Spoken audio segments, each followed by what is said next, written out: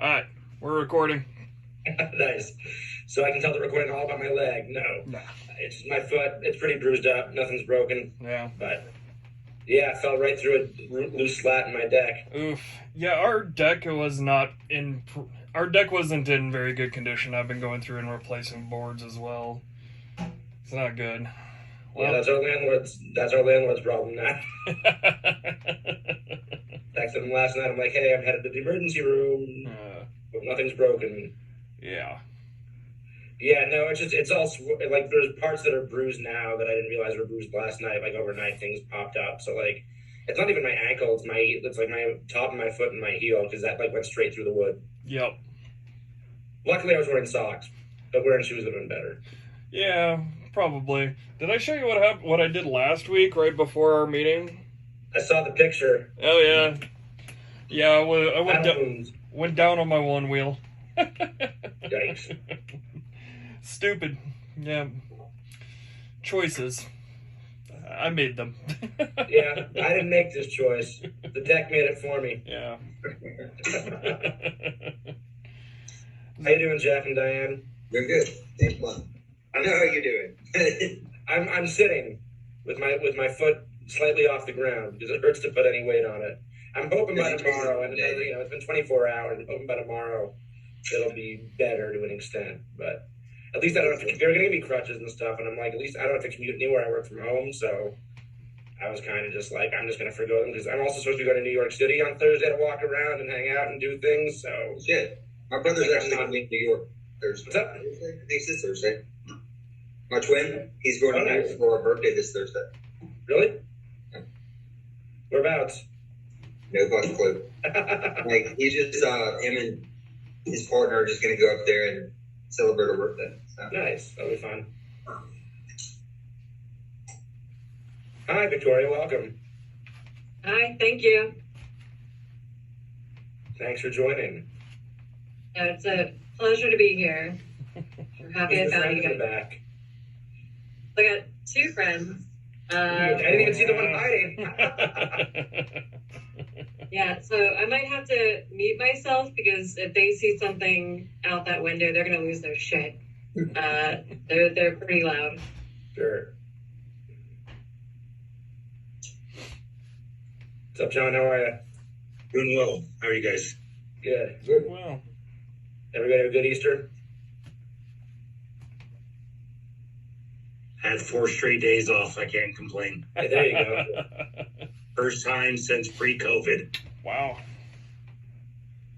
There we are. Nice. Surprisingly, my company doesn't really celebrate Easter, you know. The beer must flow. Beer's gotta flow. Well, I put this out earlier this week, the Chris Cohen thing. Oh, nice. I ended up just biting the bullet because it's so hard to do it online. But it was like $68 to print out. So it's an investment between buying it and then getting it back. Like, I can't just have it loose leaf out. I'm like, you guys need to bind this for me because I can't just carry this out of here in a bunch of sheets and knowing my luck will window.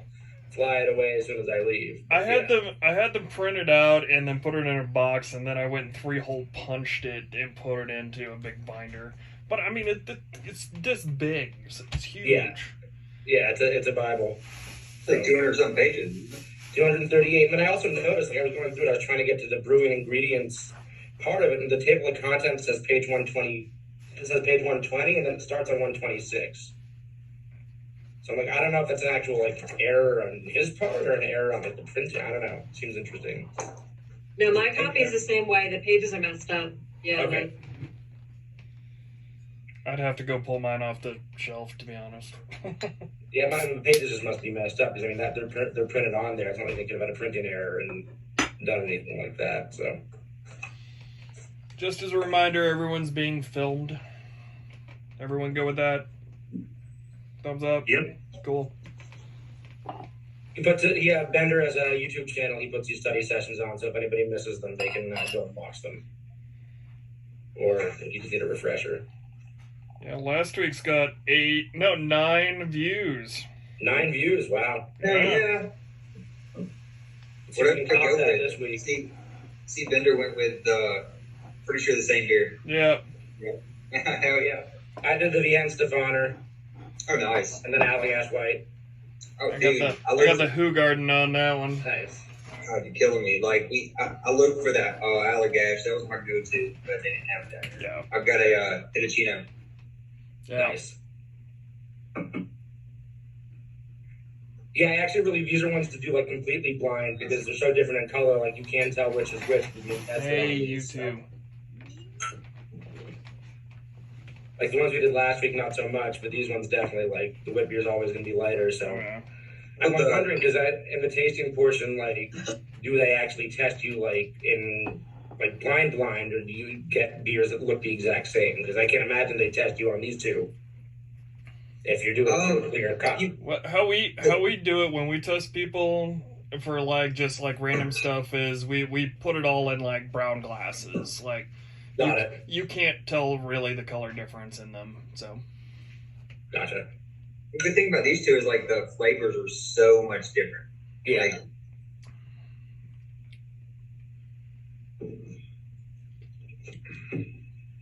oh yeah, Alo, I'm joining you for your we can't hear you. season. Oh, you can't hear me? Diane, we can't hear you. Oh, Yeah. All right, let's try that. Yeah, we There can we hear are. you. Better. Yeah. All right. So in the Hefeweizen, is that like the ester? That to me, it's like banana flavor. Is that what it is? Yeah. Banana Esters? clove. And bubble gum, like straight off the nose and Yeah. the taste. Mm-hmm. I love the banana bubblegummy lower clovey. Honestly, So Jeff, you're joining me on Wednesday? yes, ma'am. Nice. Yep. I'm teaching a virtual beer book club for my work, and Jeff signed up for one. I saw the email come through. You got my email today, right? I did, yeah. Yeah, I mean, why not? Like, fuck it. Yeah. Perfect. Why not? Pressure's on. It'll be good. It's a good book. It's just a discussion on beer flavors and cheese and all that good stuff. We lost Diane. yeah. Diane down. She'll be back. Yeah, on the so whenever I looked it up a lot this week, and like for their beer pairings, for the certified and for the or not beer pairings or beer like blind tastings, since it's very very similar styles. Like the styles are extremely close to each other. So, well, your options for the styles would be extremely close to each other. So it'd be like Wee Heavy versus Doppelbock versus like a couple other ones and stuff like that. Like, you really have to taste. You've got to be very familiar, from my understanding. Yeah, English Pale Ale and American IPA, from what I understand, will be on there. Yeah. And then some sort of stouty thing, dark beer. For me, it's also a process of elimination, like knowing what I won't be tested on. Like, they're not going to test you on kettle sours. They're not even going to test you on, like, not even in the written, though. They're not going to ask you a ton of questions about kettle souring or even lambics to an extent. I mean, they'll ask what spontaneous fermentation is, but they're not going to necessarily ask you too many questions about certain styles and certain processes. Well, there's just not that many places around that do it. That's the thing. Right. I mean, we have a dedicated sour brewery, and we're one of the only places in the country that has a dedicated sour brewery. That's true. Victoria, have you sat either part of the exam yet, or are you just ramping up? No, kind of ramping up. So I was the chef at a brewery for the past 3 years. Nice. Which one? So I'm in Pittsburgh. I don't know where everyone else is. It was Lincoln Avenue Brewery. He does look. He's very traditional. So like here in Pittsburgh, there's a huge craft beer scene. So we actually have a brewery dedicated to sours. You can find a lot of different stuff here, which is great. He did a lot of. I won't say he branched out a whole lot. But I was like, man, I'm missing a lot of knowledge here. So, yeah, I don't know. Where's everyone else from? Arizona. Oh, Arizona, nice. Hold on. Okay, Vermont. Can you hear me? Yeah. You got it. Yay! All right, Hey. good. Vermont. I'm in Boston. I'm from Bloomington, Indiana. Okay. Wow. All Very over rich the county. place. All over. It's hard to get West Coasters on this. I think it's too early for them in the day. But yeah, all over. Yeah, I'm furthest west. Wait, is there? No, wait, no. Someone else is further Arizona's west. Arizona. Yeah, that's right. Yeah, it's 7 o'clock here. It's what, 6 o'clock there for you? 4. Wow. My only concern was whether or not I'd get back in town in time, but I've been back for a couple hours, so. But I was just gonna hop on YouTube and watch later if I didn't make it back in time. It's funny. The more I smell both of these, the Hefeweizen overpowers the wit beer. If I do, it's hard not to get the Hefeweizen notes out before. Like I need to do it the other way. Yeah, I probably opened them in the wrong order. Yeah. I was so excited for the heavy though. I love heavies. All day, dude. It's hefs are great. In terms of food pairings for both of these, I mean, wit beer and mussels are kind of classic. Wit beer and seafood in general, mussels, oysters, anything with some salinity, and then anything with citrus, like crab cakes, like a lightly like lemon vinaigrette, arugula spinach salad, something like that. With the wit beer would go really nicely. It's that light with light, not as strong flavors. Or stronger flavors that the light beer and the yeast is going to cut through.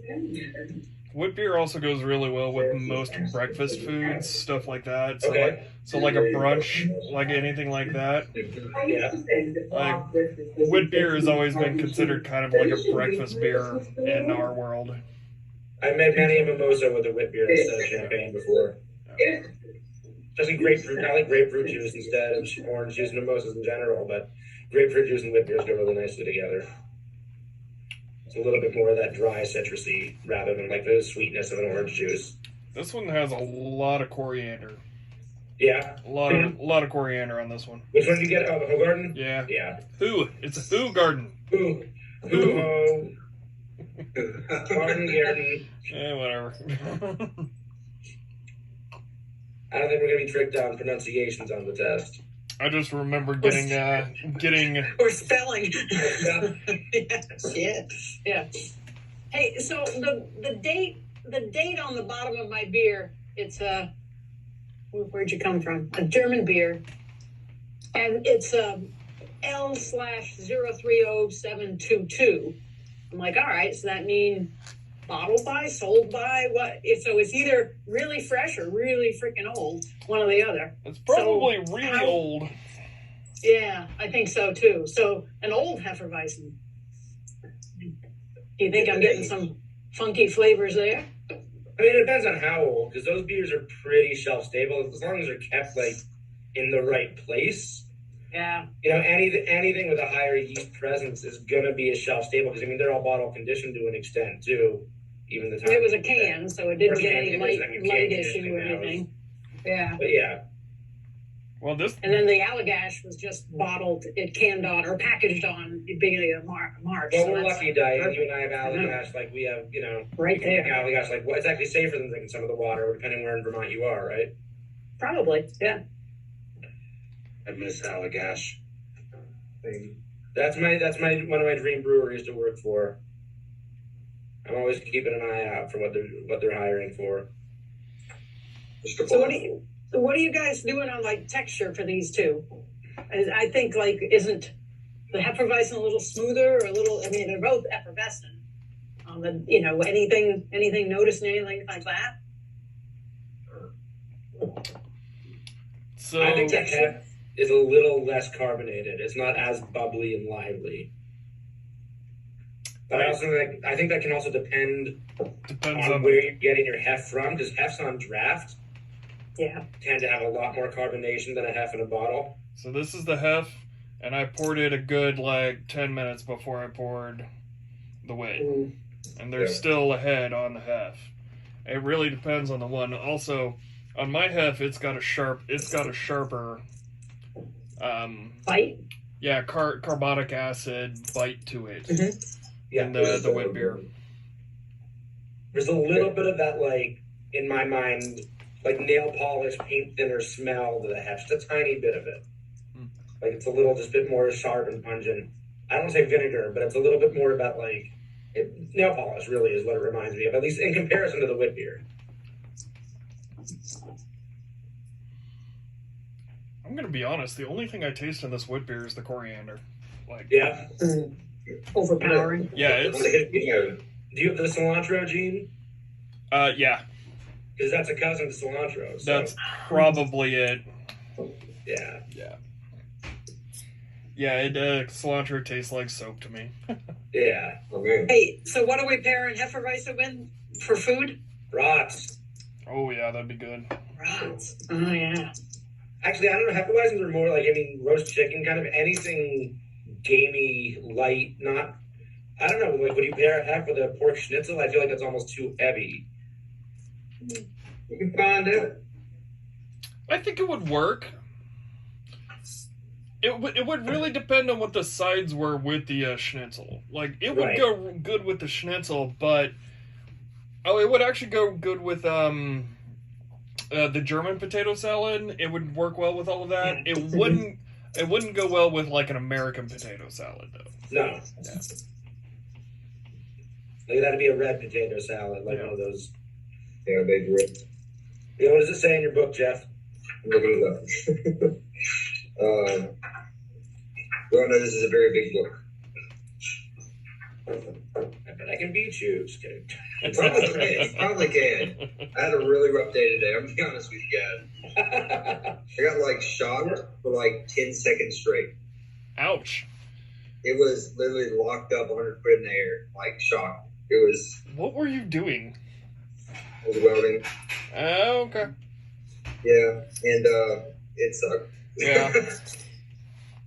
In tasting beer, it just says wide range of lighter foods: salad, seafood, classic with Weisswurst sausage. So that's like not very specific.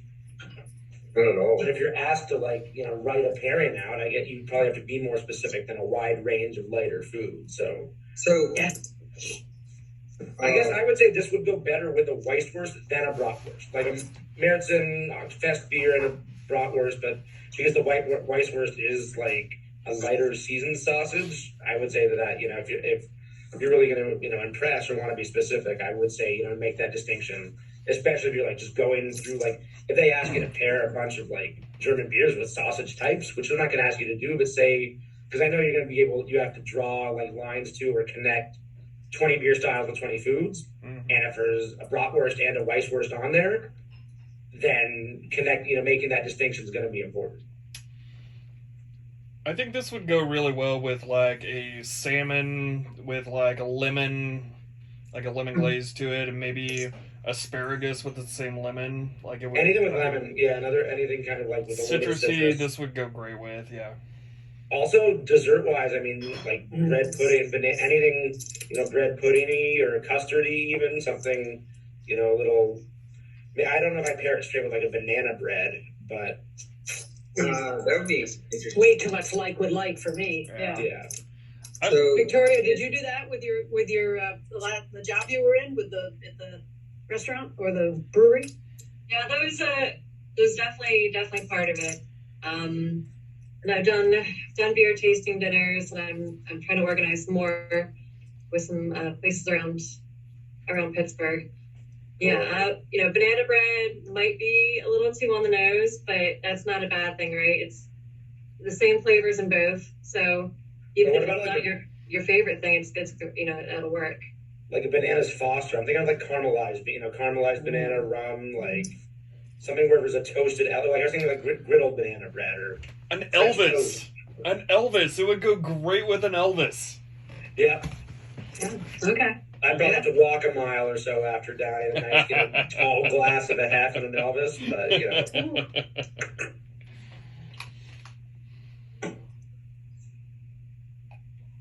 Yeah, I'd say that wit beer would go with more delicate things. So if you're thinking of really trying to differentiate wit beer and delicacy like seafood, like I wouldn't necessarily pair a hef with a seafood unless it's a meaty fish, like you said, salmon.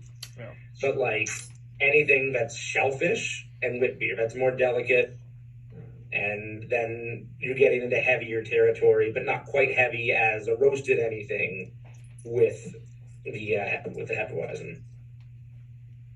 So in Brewmaster's Table, it says wheat beer is the best beer to ever pair with salad, apparently. Just because how light it is, and I was thinking about this a second ago. You had like super delicate dish wheat beer all day. Yeah, because it's such a light beer, exactly like you were saying.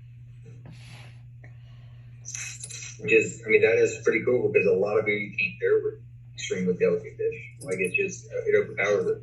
Yeah, the heartbeat. I feel like wheat beer and saison share a lot of the same food pairing properties. I bet the saison you can pair with bolder things because of the spice element and the grit. Because saison can also, like, a saison is not a saison. You know, a saison is a saison is a saison. A saison may be brewed with rye or spelt or wheat. You know, it really depends on what the malt propensity of the saison is. Sure. But there's nothing better than a Hefeweizen on like a nice, like 68, 70 degree day. That's like the start of spring. I also like Weizenbachs.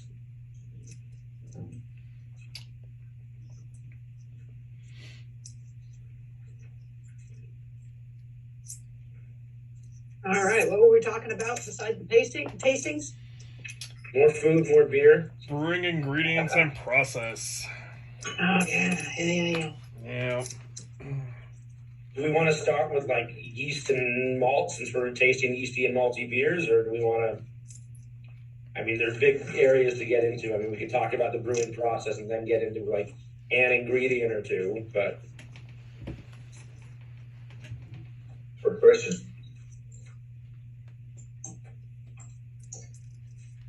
I think that on the test somebody said in a previous meeting, about whenever I asked about the podcast, and it was Pulse Bottom Girls, I think is the name of it.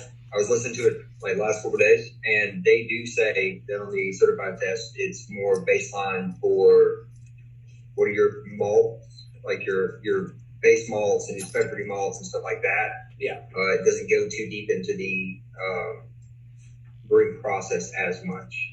Okay. That's more like advanced Cicerone is really going into your brewing process. So the one thing on because I have the brewing ingredients Road to Cicerone. One thing that I highlighted when I first went through this, and like when I'm going through the different types of malt, for wheat malt, it says as a result, beer made with wheat malt typically has more body and better foam stability than a product made entirely with barley. So if you're doing a tasting exam, that could be a good way to differentiate something like a Hefeweizen. I mean, I don't know what they pair it against, but you know. Really, the truth of it is most places add a little bit of wheat malt to just about everything just to give it more head stability. Sure. And mouthfeel. Yeah. So I've been thinking about this for a minute. So from the brewers, the mouthfeel and everything that comes from the wheat malt is due to proteins that were left in it, right? Yeah. Okay. Yeah. I'm just trying to make sure. And I feel like oats are almost a new wheat because oats have kind of taken over, at least an IPA. I mean, everybody's trying to make the smoothest mouthfeel IPA, but yeah, that's more like it's more like the slick mouthfeel to it. Got it. Yeah. They're like creaminess, or it's still creamy, but it's just more like you said. I will tell you that like nitros are coming back hard in style right now. Like the last couple things I've done in a couple of restaurants and bars recently have been put in nitro lines, which is interesting. I was doing a nitro blonde ale and just blowing through it. People, they just love them. Yeah. Is it the way it looks in the glass, or is it? I mean, they're very smooth mouthfeel, right? Because of the very tiny nitro bubbles. But What do you think it is? I think it's novelty, or I think it's a little bit of all of it. One, it's very smooth drinking. Two, it is pretty. Like it's hard to beat a nitro beer on appearance. Like they are just gorgeous beers. But also, it's not something that you're going to drink every day unless you're drinking Guinness or left-hand milk stout. Like, How many other nitro beers can you think of off the top of your head other than those two? Well, in the West Coast, we have Old Rasputin. Yes. Yeah. Yes. That's what it was in my mind. Yep. Actually, I don't think I've ever had Old Rasputin on nitro. No. It's good. Yeah. Smooths it out a lot. I think I've only had it that sounds really good. just regular carbonated. So. Yeah, Southern Tier Brewing in New York does a ton of nitro beers. All their stouts are at like nitro series. You actually have to get us the funky beers. You have to have very special equipment to nitrogenate your kegs correctly. So it's not a super common thing. You can do individual kegs. Okay, it's kind of a pain in the butt, but you can do it. But if you want to do a large amount, a production amount of nitrogenated beer, you have to have a special bright beer tank that's going to hold the pressures. Because nitrogen doesn't go into solution under, I think it's 31 psi. So most of your tanks only have like a rupture pressure of like 25 to 30 if you're really good. So to have a tank that can handle 30 plus psi, or minimum of 35 psi, probably 40 psi, it's an expensive tank. So that's part of the reason that not a lot of places do nitrogenation. There's also issues when it comes to the draft systems because you have to run them at a higher level.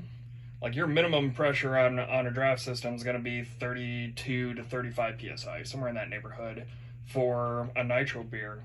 Your rupture pressure of your lines, your kegs, and your PRVs on those systems are 60. But most beers on there are going to be running at 12 psi. So, it's just a large step up to go to nitrogenated beers. Sure. I don't know why we got off on that one. We talked about a lot of that last week. We did talk about some of that, yeah. So the base malts are what? Pilsner, Pale, Vienna, and Munich are your base malts? And wheat. Yeah. And then specialty, the handbook that you have from Road to Cicerone says crystallized and caramel are basically the same. But then when you get into the big book of beer, the Oxford Companion, they separate them out totally. And it depends on the scale of color and the level of roastiness, like caramel 10 versus caramel 120 spectrum within the spectrum, if that makes sense. Yeah, and that's all about how hot and how long it's killed or roasted. Yeah. Okay.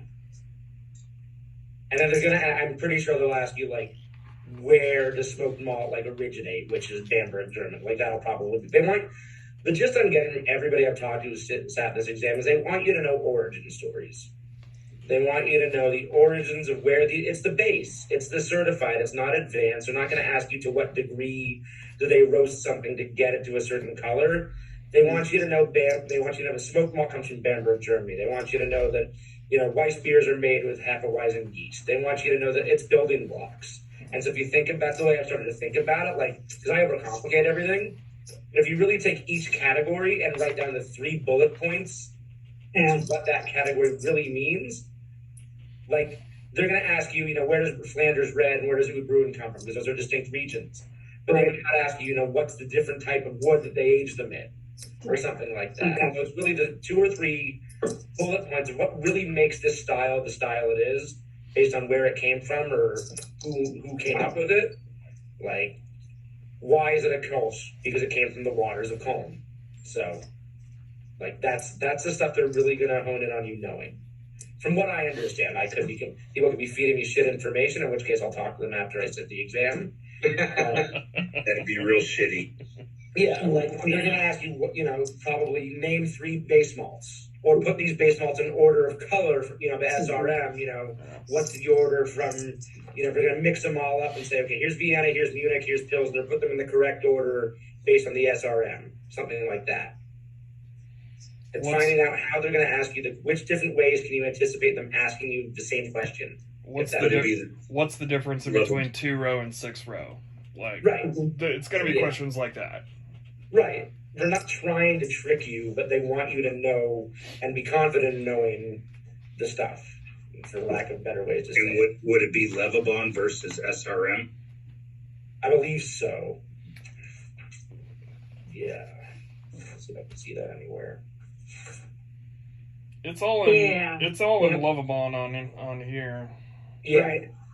Right. Yeah, SRM would be the color of your beer. Beer. Levabon is the color of the grain. Yeah. Right. Is there one ingredient, yeast, malt, hops, we want to focus on the most? Like, is that a helpful way rather than having to go through all of them? Is there one ingredient? I mean, we've touched on malt.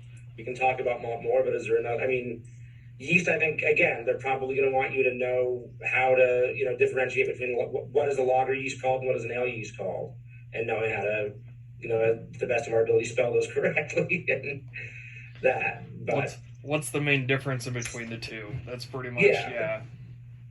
I don't think they're not going to, or what are terms like flocculate mean, things, but, in terms of actual cell structure, they're not going to get into that depth. So I think hops are the most, not complicated, but it's the most information you can glean from hops, just because hops are, so varied. And in terms of, just the differences you're going to get from all the hops, that's, in my mind, what I'm thinking there might be the most variety of questions about. But if there's an ingredient y'all are like not as comfortable with, like, I think that's the best way to attack this. With hops, breaking them down, the noble hops, versus New World hops, and just knowing your noble hops versus your New World hops, and you're probably not putting Cascade in a German Pils. So what hops would you use for those styles of beers versus American IPAs? Yeah. How many noble? Four noble hops or 5? Or 3? Noble hops aren't just Germany. Yeah, there's more. They include Czech and English hops. Okay. But they might ask you to name a noble hop from each country. They might say, here's Czech Republic, Germany, and England. Okay. And so from England, it's East Kent. Is it East Kent Golding or is it? Yep. Or Fuggles. Fuggles. Those are like the two most well known. Czech Republic or Saaz. From what I've been told, it's more questions along the lines of what is a hop that you would generally find in a traditional English IPA. Got it. Okay. There's something along those lines. And what characteristics do you find in a traditional English hop? Like, the earthy notes, stuff like that. Mm-hmm. I almost try to, I haven't had that much experience with the English beers, especially English, more towards, pale ales and IPAs, but I always think of kind of, it smells like rainy England. There's that earthiness. If you go to London and it's rainy and you're in the countryside, you go to, that's what I kind of equivocate. I have family in Scotland, so I've been there a handful of times. It's that kind of earthy, wet smell is what I associate with those English hops. Well, maybe that's a good tasting for next week. Could be. For there. Yeah. We could do the bitters or too many beers, maybe. I think maybe it's better to do American IPA and English Pale Ale, or something like that. I think that's one that might be directly off the exam. But English Pale Ales, those are kind of hard to find. Fuller's London Pride. Is that one? Cool. Yep.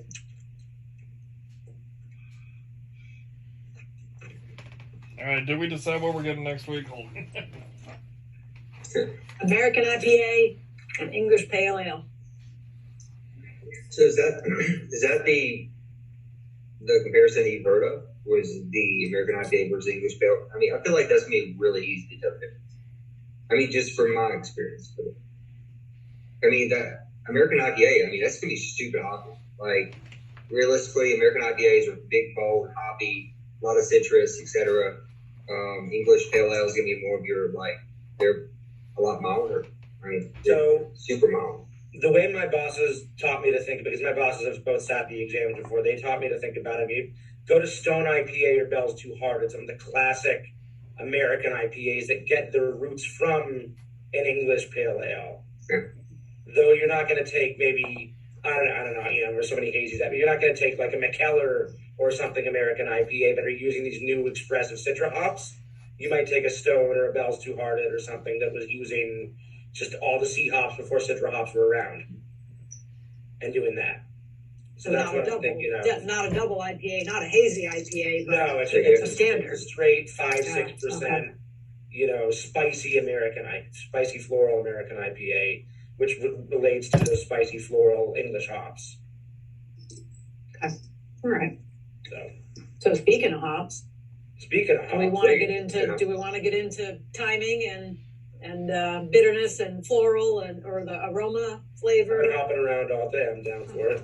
Easter. I just got done with Easter. Lord help you. Oh God. Yeah. Boddington's Pub Ale, Bass Pale Ale, Old Speckles N. Those the BJCP recommendations. Those were yeah. And then for you East Coast people, Shoals Pale Ale from Smoney Nose and Geary's from Maine. Oh yeah. Geary's Okay. Pale Ale. I don't know if I'm going to have access to any of that here, but I'll look. So we're just gonna try, dude. Because I'm in Alabama. Yeah. We ain't got that. Well, not to plug my work, but my work craft beer cellar ships everywhere and has access to all beer. We have access to beers from 20 countries and 30 states. Do you ship to Alabama? So Yeah, we'll ship it anywhere. You've got the license to ship to all the states? I'm about to That's say, yeah, actually like, really We have impressive. a UPS license to ship to anywhere that allows us to ship to. Okay. There you go. So I'm going to just go ahead and, as I said, I'm sorry to plug where I work, but I'm going to go ahead and put that link.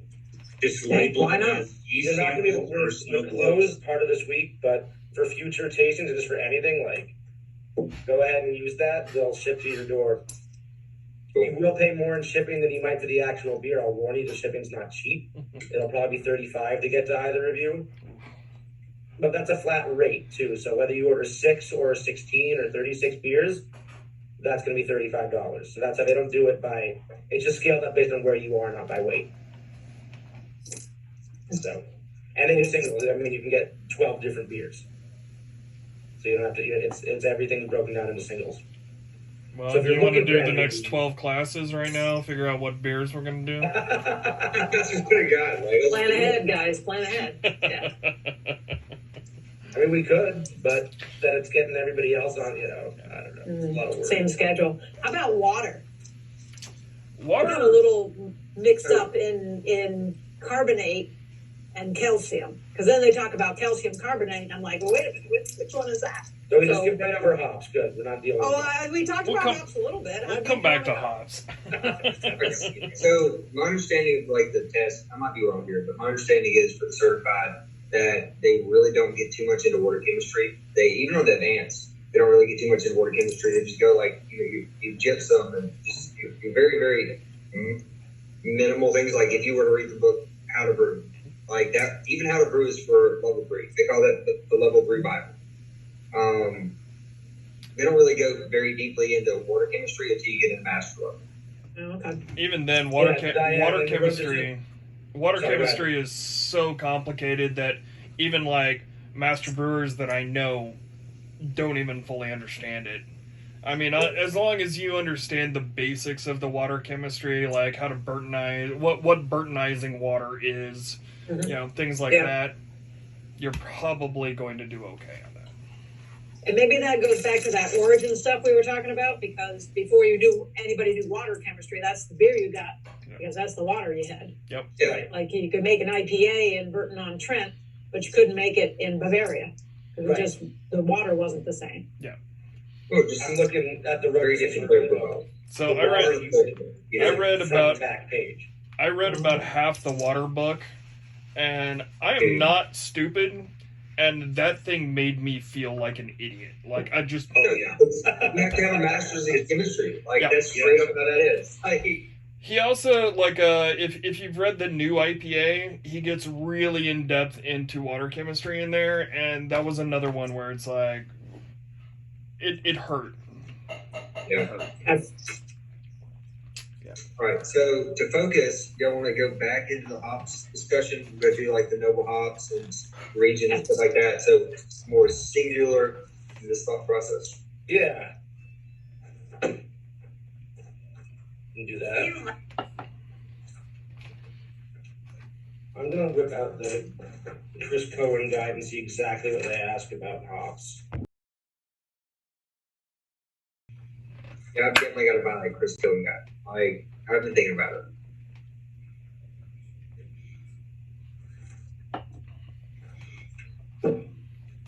Yeah, so I'm sure this will be one of the primary categories of hops: bittering hops, aroma hops, noble hops, and dual-use hops.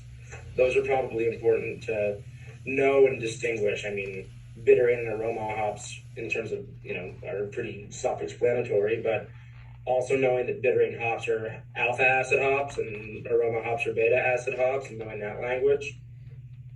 And bittering hops are used early in the boil rather than later in the boil, typically.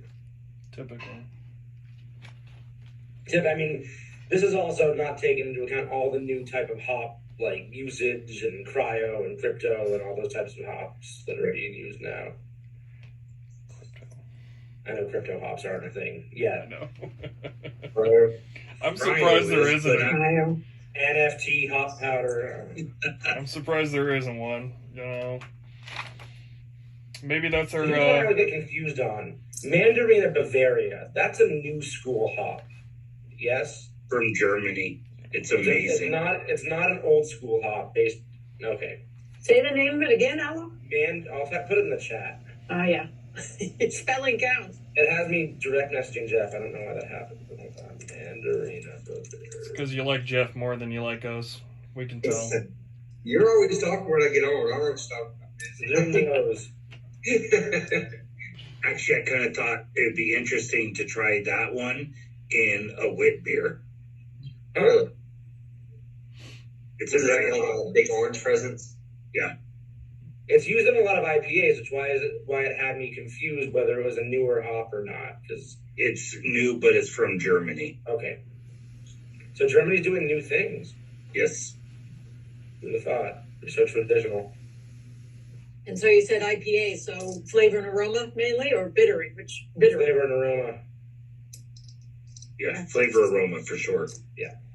That's when I've seen a handful of like New England, not necessarily hazy, but New England juicy, like kind of that like what we call bicoastal IPA, like a clearer IPA that has a lot of like juicy hops in it. And so when you talked about dual use, bittering, and aroma, I know the alpha acid, beta acid, but you thinking we need to say a bittering hop is a, Kent Goldings or Fungals or, that level, or just big broader categories of, the noble hops. Name some hops from the German region, name some hops from England, that kind of. So I'm here in the guide, it says German and Czech noble hops, and underneath that, it lists 4 noble hops, and then right after that, it says they are high in beta acids and aromatic hop oils, and relatively low in alpha acids. So I would assume they might take portions of that and say, ask you to categorize them. They're used for most German and Czech lagers and other continental European beers made in Belgium and France. They're only considered to be noble if they're grown in the areas for which the variety is named. It's similar to grapes and terroir. Yeah, good, Diane. And that's out of the study guide or out of the Cohen guide? That's right out of the Cohen guide, which relates directly to Cicerone's, syllabus. Okay, got it. Yeah.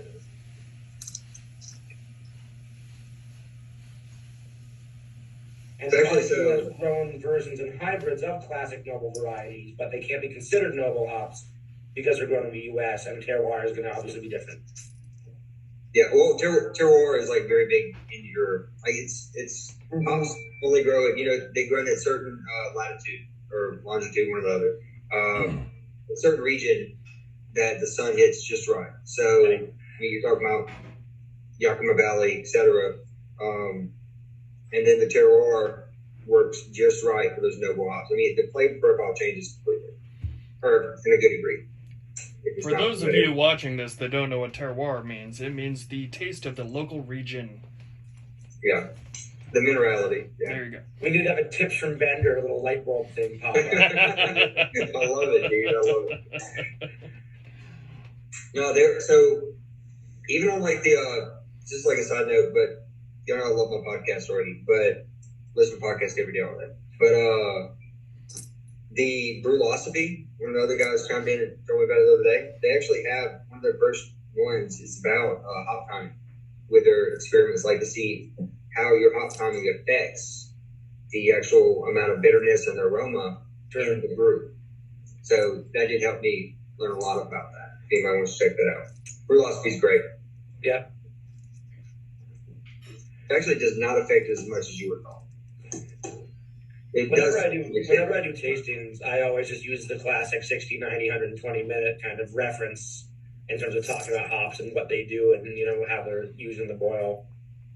That's just easy to go to. The thing that was crazy in their experiments, and there was like several experiments they did, was that this is random jump off the side, but their 60-minute versus their 90-minute, majority of people missed it. It did not pass the, what do they call it? 3-something test. I can't think of it right now. Like I said, long day. The triangle test? Yes, triangle test. Did not pass that for being able to differentiate that between the 60 and 90. So, pretty interesting. Yeah, definitely bittering hops are added in the beginning. Well, earlier. Yeah, earlier. The longer the hop is in the boil, the more bitter it extracts from it. So.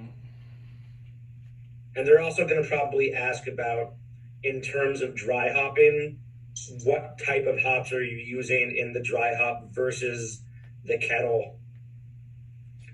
And that's always, I mean, I shouldn't say always, but more likely than not, it's flavor and aroma hops. Because dry hopping is done at the end of or very post fermentation. So that gives one final flavor and aroma burst to the beer. So just in terms of differentiation and how, as I said, I'm approaching this by thinking, how are they going to ask the question and in which different ways can they ask it? And going from that standpoint.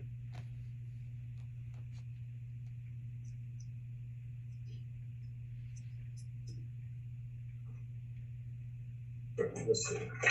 And then there's different types of hops too. I mean, you have whole leaf, pellet hops, extracts. I don't know how much difference they'll ask you to go in, other than like maybe naming those. But my guess is they're going to like ask like what hops are used on a fresh hop, right? Something like that. So, what hops are used on a fresh hop? Whole leaf cone. Or whole cone, whole leaf. You ideally, in fact, it should be you harvest and brew within 24 hours. 4 hours. Yep. I'm actually going to a hop farm out here in a couple weeks, so I'll take some pictures there and see what hops I can literally get my hands on. There's one about an hour and a half away in Western Mass, and I set up they have a hop farm and now a brewery that they just opened in the last couple of years, so they're using hops grown on the hop farm in their beers. Oh, nice. So I emailed the owners and asked if I could come out and take a look, and they're going to show me around and get to taste some of the beers. So I'm really excited for that, and I'll try to take some pictures of vines and hop leaves and everything, and I can always send those in the group or send them to the Cicerone page. Around our brewery, I mean, we don't really use them. We don't do enough. But around the brewery, we have vines growing up on poles just for the visual of growing hops. Yeah.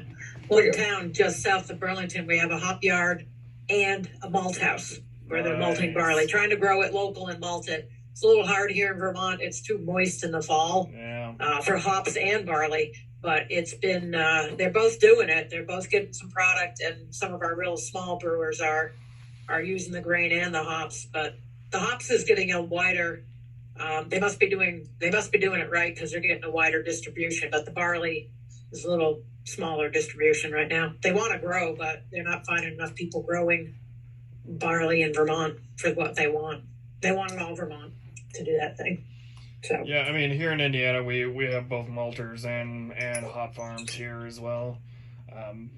They're doing okay. Actually, here in Indiana, it's pretty good for both. So, I'm actually have talked to one of the maltsters here about doing some like real traditional. I'm making a Norse Viking brew house out of all like as traditional as I can, using traditional tools and doing it as close to as I can to get it right. And I've talked to them about doing some grains for me. So cool. Right. How about I have an idea. I have some hop origin quiz questions I'm going to go around to each of you and ask. I'm going to fail. I'm done, dude. We're ready. Let's do it. More beer. Jeff, what are the primary hops grown in Alabama? I'm just kidding. None. There are none. Oh, you lost that one, buddy. I've never seen a hop in Alabama except for homebrew school. It was a trick question. Don't worry. Oh, I know. All right, Bender, give me a hop primarily grown out of the Pacific Northwest. Cascade. Ding, ding, ding, ding, ding. Jeff, give me a newer school American hop that was born out of Michigan. I don't know, man. Or you can pass it off to somebody else if you want. Yeah. Throw it to Diana. Oh, Simcoe? Cashmere. Oh, Cashmere. okay. Nice. Cashmere is a I should have primarily passed, IPA yeah. hop that's born out of Michigan. Michigan's one of the up and coming hop growing regions in the U.S. I would have guessed Chinook, to be honest, but Yeah. It's like the 8th or 9th C hop that's born out of the U.S. now. All right, Victoria, give me 2 prominent Southern Hemisphere hops. Honestly, stumped. Throw it to somebody else then. Oh God, who haven't we picked on? John. I'm about to get my Go hop. with Nelson, Savion, and Moshweka. Yep. damn. Whoa. That's good stuff. So Southern Hemisphere, are we talking South America or Africa? Yeah. Or Ooh. Australia, New Zealand. Yeah, he went with Australia, New Zealand? Yeah, Southern Hemisphere. Vic Secret would be the other. Vic Secret and Galaxy kind of round out those 4. There is a lot of hops grown in South Africa, but Yeah. SAB Miller takes all of them. Shit. Yeah. All right, Jeff, I'm coming back to you. We're missing Give me one of the noble hops from Germany. Deadmaker. We're talking Victoria, about give me it the there, but noble you hops guys from the know. Czech Republic. Who? Victoria, give me the noble hop from the Czech Republic. Czech Republic. Saz. Yep. Saz. Yeah.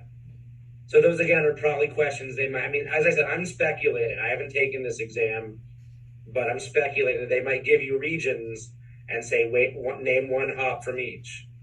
The Cashmere thing might not come up, but if they ask you to give an example of an American hop, that's one more. If you're blanking on Cascade, Columbus, Chinook, that's another C hop you can add to your repertoire. Yeah. Well, I mean, on the so what I have heard a lot about is go by the syllabus, syllabus. Mm-hmm. And that is definitely a thing that I'm looking at right now. It's growing regions. I mean, Yeah.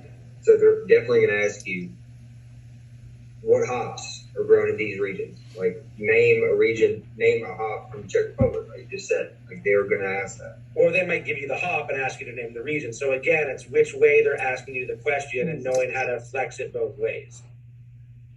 Does anybody know a Slovenia hop? I'm just throwing this out there. The guide here, I thought that was really interesting. It wasn't the guide. Yeah, I think it might be Syrian Golding or Yeah. I've heard of that one. They use a lot of Syrian Golding and Romic, Junga, and Marnik. Marnik. It's Saisons. Saisons use a lot of Syrian Golding. And what is it, Bruce Golding? Poland is Syrian Golden. okay.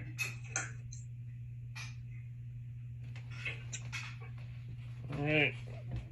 Study hop regions. Yeah, I gotta do that too. These over here, guys.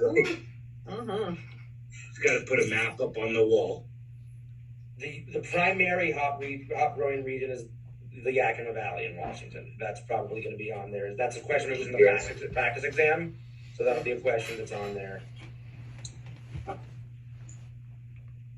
They had a lot of You know where history. Sriracha Ace comes from? Say it again. Say again. Sriracha Ace. That's Japan. That's Japan. You win. Did you know China's the third largest hop grower in the world? I did not know that. That's what it says, but there's little available information on the varietals they grow. The Communist Party doesn't tell you what they do there. Exactly right. Who would have thought? Who would have thought? Is Sriracha Ace like Sapporo? I don't know. It was used in a really good saison from Brooklyn Brewery at one point, like years Yes, it ago. was. Yes, I think yeah. it was called Sriracha Ace. I think that was the Yes, name it of was. the beer. Yeah. Yeah, we had a brewery in Arizona that did a Sriracha Ace Fighter, and I think it was an American Brown that they added Sriracha Ace to. Huh. It's the only good beer they ever did. Sriracha Ace always gave me like a buttered popcorn, not like a bad diacetyl, but a buttered popcorn impression. There was something about it that was rich, like I don't know, just like slick and rich, but not in a bad, overpowering way. But So, I know we talked about this previously, but just like a reminder, from what I was listening to today, we definitely need to all, I mean, we can all do a tasting together, like on the all flavors, but we definitely need to all work on all flavors by ourselves. yeah, A lot. Like a lot. Just focus on all flavors as much as we can, and that way we can build up our perception of them, in a sense. And because the main 6 all flavors are on the test, 100%. And oh, yeah. personally, like, I'm not that attuned to all flavors. I am in a sense, but it just depends on the beer, you know? Mhm. Yeah, I think flavors is going to be the hardest thing for me. I like the beer. Well, what's the flavor I'm doing? You know, what is it? What's different? Or that's, you know, I got to work on that a lot. It's going to be a long summer. You know, I got the test Gotta kit do with it. me, but I was advised to not do it right until before the exam, so they're fresh in your mind. Yeah. Has anyone done back before COVID when they did a lot of classes in person? I went to one of the all flavor beer classes, and from what I understand, they will exaggerate the flavors in your test samples to make it more noticeable. Okay. So I wouldn't be that afraid. I think they gave us something like a High Life or a Coors Light, so something really, really generic. Yeah. Okay. Beer life. And it was you'll be fine. It's a lot easier than you think it is. I've heard as long that as you go ahead. I've heard recently they're using Amstel Light. Yeah, that's what I've heard as well. Yeah. I also, so my work does sit the Cicerone exam once or twice a year, and I always hear we're getting 6 cases of Amstel Light in for Cicerone, so I have a little bit of insider knowledge. So I'm gonna and actually then they get add a pack of Amstel the Light off spike 'em. flavors to that beer, and then Yeah. you figure it out. Okay. Yep. So that's my plan. Is God forbid go buy some Amstel Light on my own dime and spike. It's certain content, dude. But that way you have your control, though. You know your control. Like Amstel Light tastes like this. Yeah. Garbage, but it tastes like this. It tastes like unspiked garbage. Yes. Yeah. I'm just worried about whenever I do pick up all flavors more so, I'm just gonna like hate you. You know, I'm gonna Alzheimer. Let's be real here, guys. Well, after you're done, you got to go drink good beer. Yeah. And like to celebrate that you finished up, no matter what, that you got through it. Yeah. I actually booked a trip to Belgium about a month ago for the first week of September, which should be right around the time I get my test results. So it's either going to be a celebration or kicking the pants. Hey, it'll be fun either way. Either way, I'll be learning something. I mean, I can't stop learning. Either way, I'll be drinking good beer. I just might be more studious about it or more carefree about it. You really got to get that job with Allagash because Rob Todd takes everybody to Belgium at least once. I'm dragging up my job the more. Let's do this. Like, that's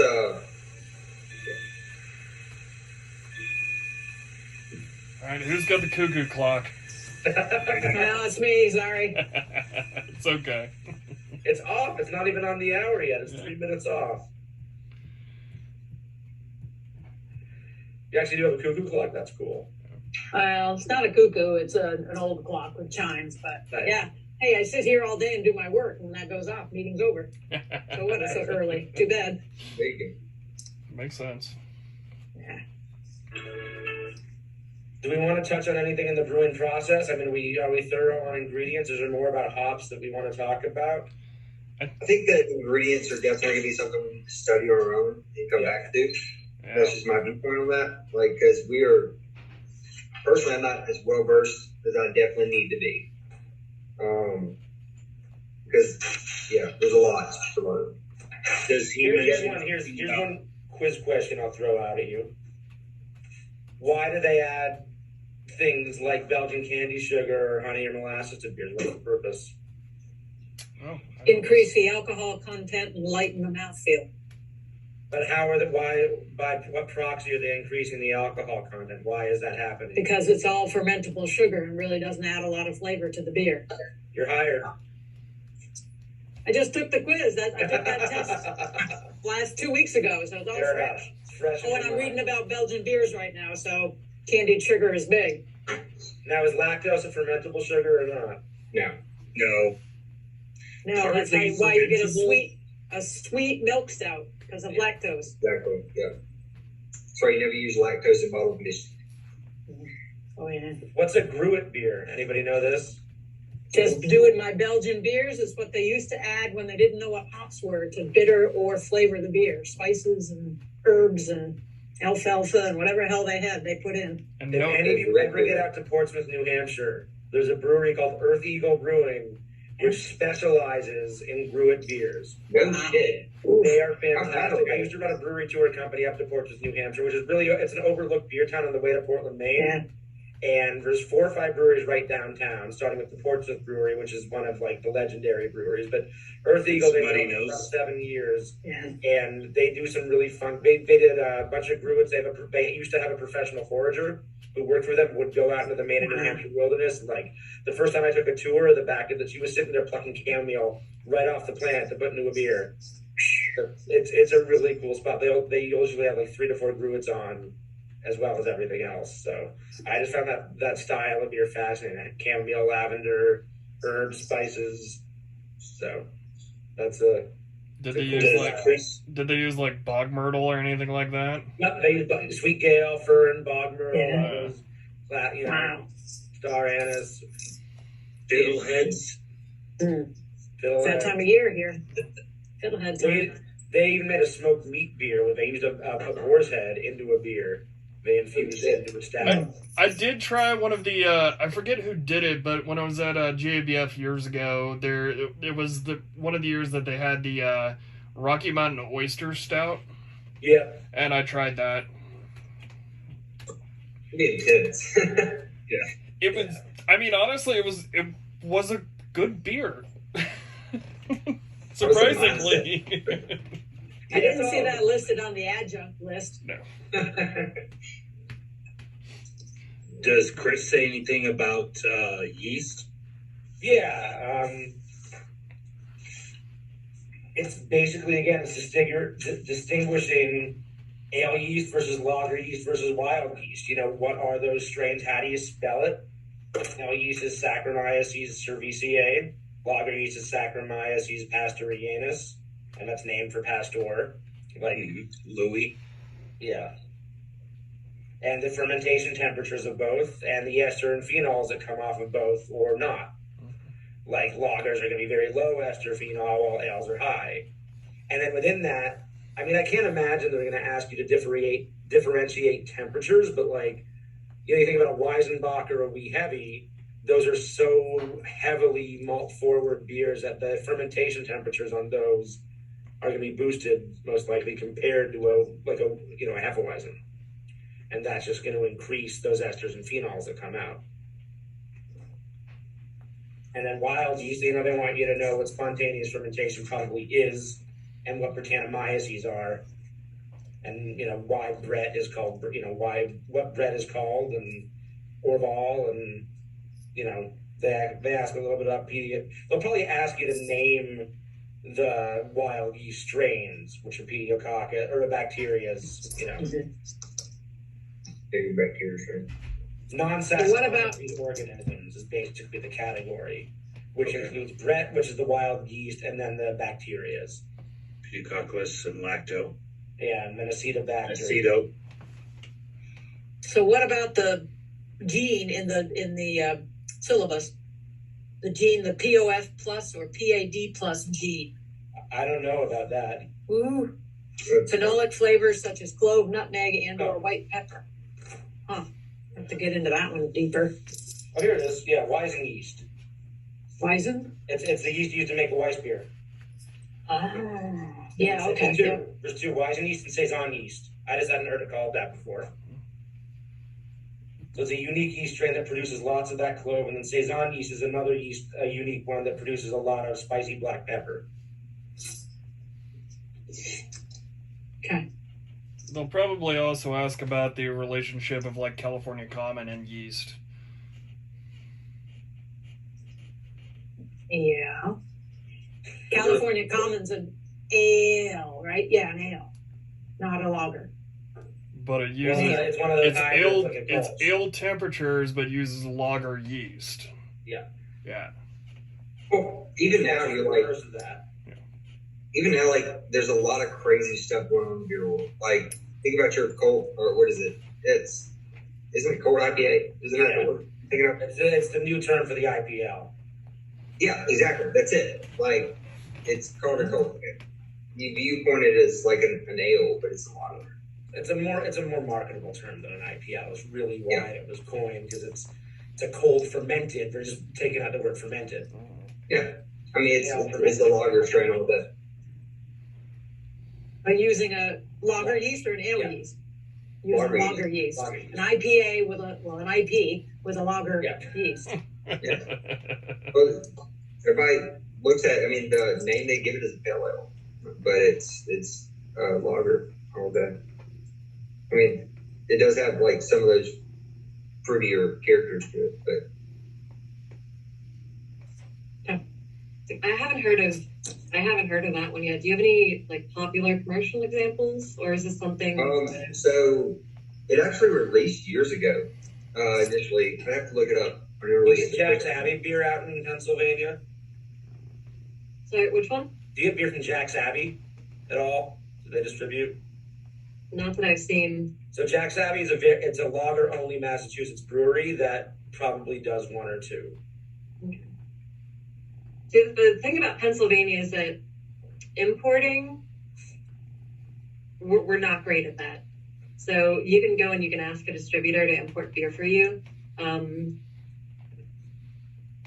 But in Pittsburgh, at least, it's kind of hard to find some beers. Like even the English styles, I don't have, hardly any experience with English styles, just because it's like kind of hard to find here. Well, again, not to push my work, but here's links to cold IPAs and English beers. So, Hey, way to have it up and ready there, buddy. yeah. Do you get Wayfinder there? That's the original brewer. Yeah, that's out of Oregon. I mean, I'll definitely ask. I think, like I said, most people will import for you, but that might not be something that we just have available. Yeah. Down here, the newest brewer of, like I said, I'm in Alabama, but our nearest brewer of the cold IPA is Southern Grist out of Nashville, Tennessee. They're big on it right now. They're pumping them out like candy. Thank you. Grist makes some good beer. I've had a couple of their beers before. They do that. They do. They don't have anything. Honestly, I love my area, but we have nothing on up north, and I travel a lot. So, yeah. We have Southern Crisp and Passion Fruit Guava at my work right now. Or the Over the Hill, or not Over the Hill, the Hill series. Yeah. The Hill series is good. Like, I mean, a lot of them are on the lighter on the body side, but you do have some that are more on the smoothie sour, like thickness, a lot of lactose. It just depends. Bender, your cat needs some love, doesn't it? Yeah, he does. This is Albert. Say hi, Big old Albert. boy. Big cat. Yeah, It's he's, not bothering Victoria's dogs. It's all Yes. good. Here's all first of all. The joys of Zoom studying. he's 25 pounds. He's a big boy. If you can't tell, he loves me. So do we. Yeah. I love you all. Oh. So what we're gonna do is Bender's just gonna brew the beer for us, and ship it to him. How about I have one of the brewers at work brew the beer? They'll do a better job than me. Can run the tap lines. Yeah. We're ready. Yeah. Packaging is really more my specialty. So, which really sucks because they don't talk about packaging at all, other than just a little bit. Yeah, there's nothing. Yeah. Maybe not. Maybe on the advanced they do. No, they don't. No. I mean, the draft system, you're going to kill it for real, though, because, like, draft systems and everything are a major component of all this. Yeah. Especially once you get advanced, like, your draft system and everything, you have to do a demonstration. Yeah. Like, you got this. I won't have any problems with that. I'm just going to pay you. I mean, get your red wig. I'll teach you. I have no problem teaching you. Your wig. Yeah. I mean, it's part of the reason I'm actually planning on going as high up. I'm planning on going to advanced at the minimum and maybe going for masters, but mostly it's to bring more education to the other side that no one ever talks about. I mean, everyone talks about brewers. Brewers are the lead singer, the lead guitarist. They are the rock stars, and they're the ones that everyone talks about. But the truth is they're no more important than any other member. Yeah, sure. They're no more important than the cellar person or the line operator or, the people who actually run packaging. Like, there's so much to it, and we never talk about packaging. Packaging is by far the most complicated and the most technically advanced portion of the brewing industry, hands down, and we don't talk about it. I can't get over plastic beer bottle or plastic bottles for beer. I can't quite get there, even though they're supposed to be okay. But it's just like I can't go there. Well, you're Doesn't seem right. You're drinking out of can, which means you're drinking out of a plastic liner right now. Plastic liner, yeah. Should just get over it. Most of those liners are some kind of plastic. Most of them also have BPA in them, so But the glass, gotta have brown glass. Yeah. Glass is my preferred. Glass, I believe, is making a comeback finally. Glass is, in my opinion, a superior container on many levels. The downside to glass is the fact that you will get some light through it. You can light strike your beer, and the caps are only good for a certain amount of time. About a year. That's how long a cap is usually good for. Mm-hmm. And that's because the oxygen scavenging membrane helps keep oxygen from getting in this way. It soaks it up and it fills itself, and that's about how long it takes. But if you want to cellar a beer longer, just wax dip it. Sure. Yeah. All right. What's next week's topic? That's a good question. With the brewing process. Brewing process. Okay. And we're doing Monday night next week too? So we could. So let me see. Actually, I'm wondering if it's better to keep it consistent. If we move it back to Sundays for consistency, I just won't be able to be here and host. So somebody else would have to take that on. But we could do Monday night. I'll be back in time for an 8 p.m. Monday. I can't guarantee 7 p.m., but I can be back. I'm getting off a train from New York around 5, so just to give myself time. I could do 8 p.m. next Monday. And then we can move back. We're looking like on a Sunday if we do it Sunday.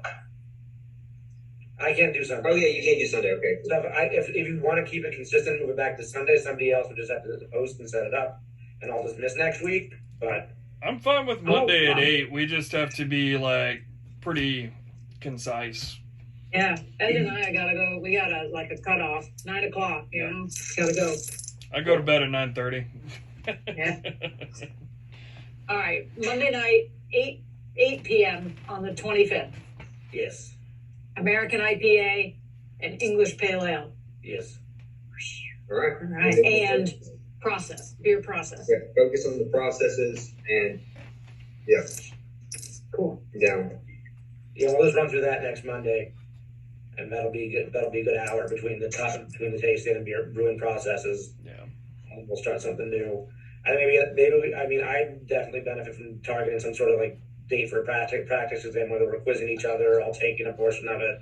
Actually, I really liked that section where we do ask like some questions about individual stuff. So it might not be a bad idea to. Why don't we all come to next Monday with like something to quiz each other on about the brewing process? Okay. Why don't we each have a question?